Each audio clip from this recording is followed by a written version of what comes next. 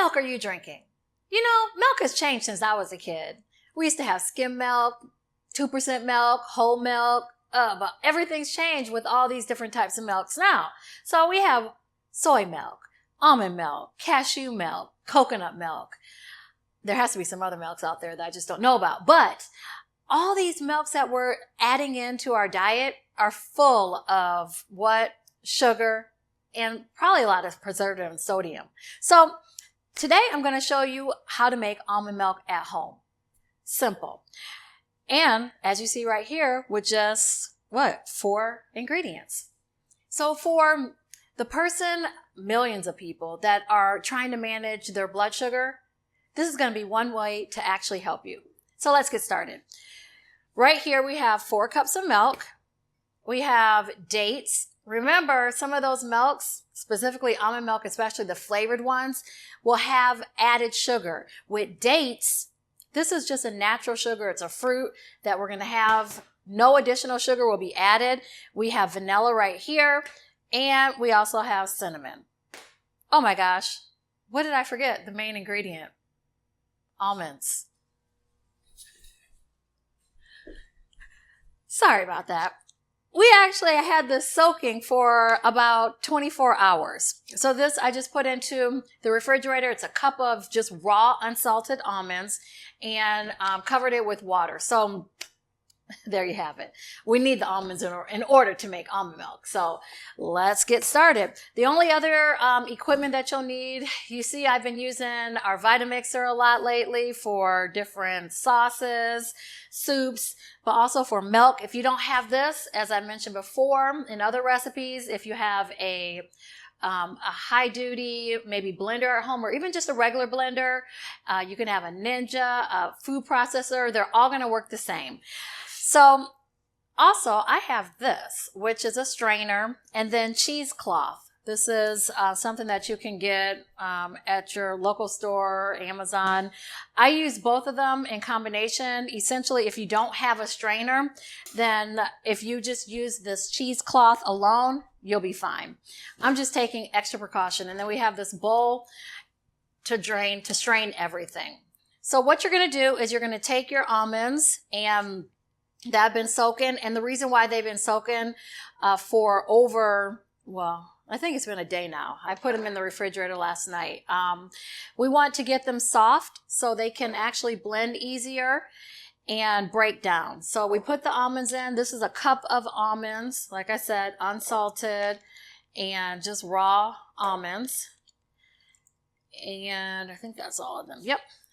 And then we have our dates, which is about a half a cup.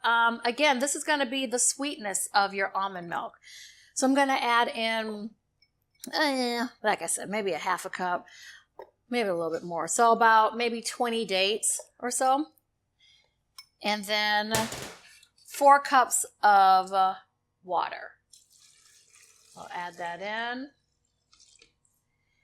And then we're going to blend this up.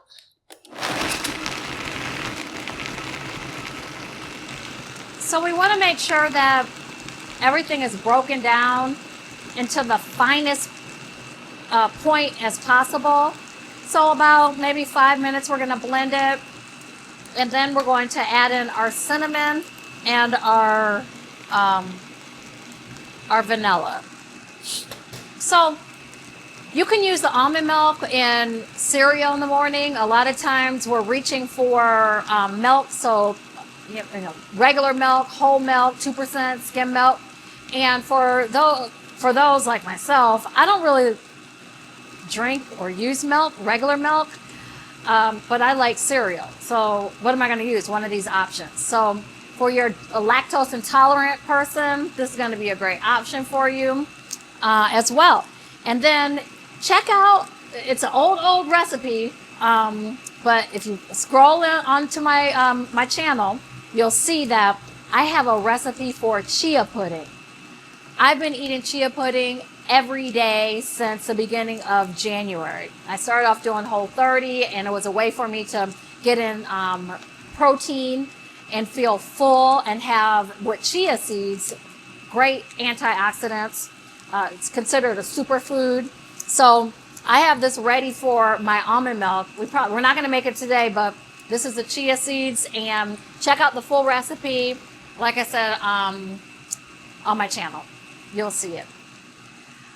Okay, and then this is almost ready for us. We just want to also make sure that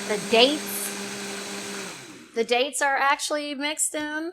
So while we're going to add in about a teaspoon and a half of vanilla, and then probably about a teaspoon of cinnamon. Okay, blend that up.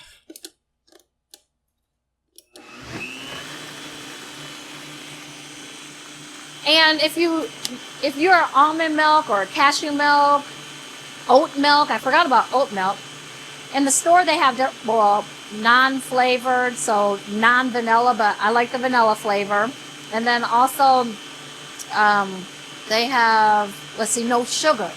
So this is going to be a great option, like I said, for no sugar.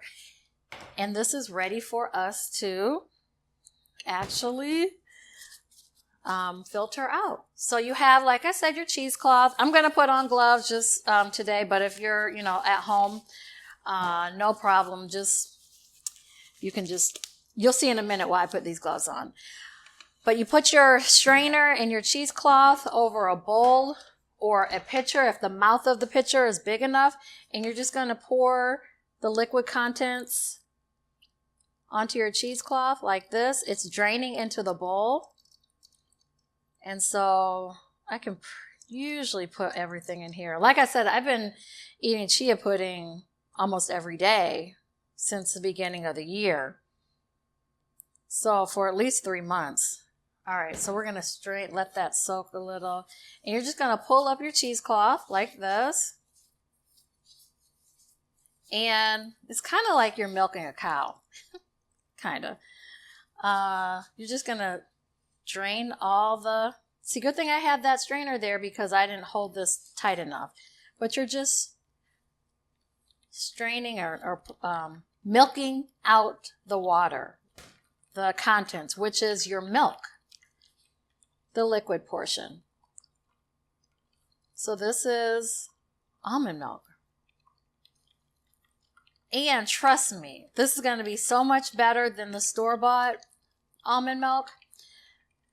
I think I'm going to try to make cashew milk too. So stay tuned for that. You got to subscribe so you don't miss out when I do make it. And you're going to notice if you go to the store, the back of the contents, the back of the almond milk container, you're going to see how much additives are included.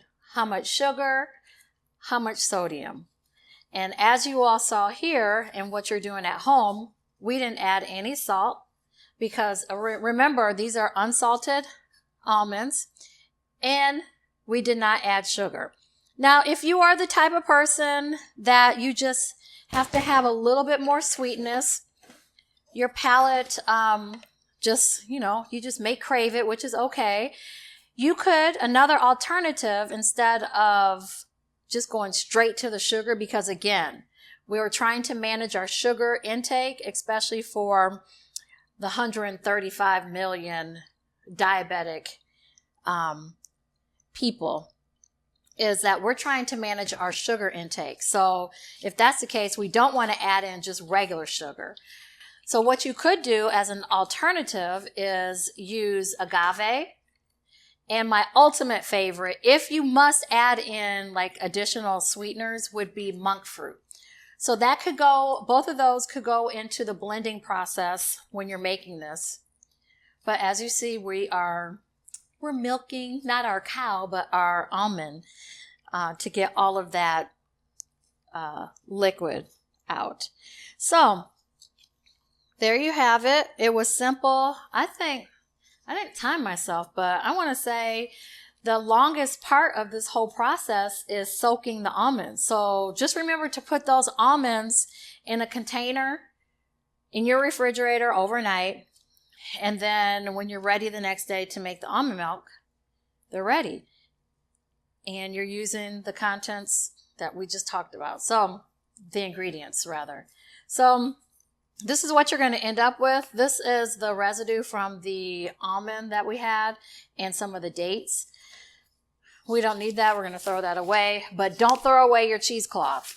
You can actually reuse that and just wash it out, and it'll be something for you to reuse again. So we have our handy dandy mason jar here. If you're not going to go ahead and make the chia pudding, at this point, you can put the milk into the mason jar. It actually does very well in the refrigerator. It stays preserved for at least, I mean, you could use it and keep this for about a week. And there you have it. So keep watching. We have some great recipes down the line for you to help manage your blood sugar. And again, thanks for watching. See you next time.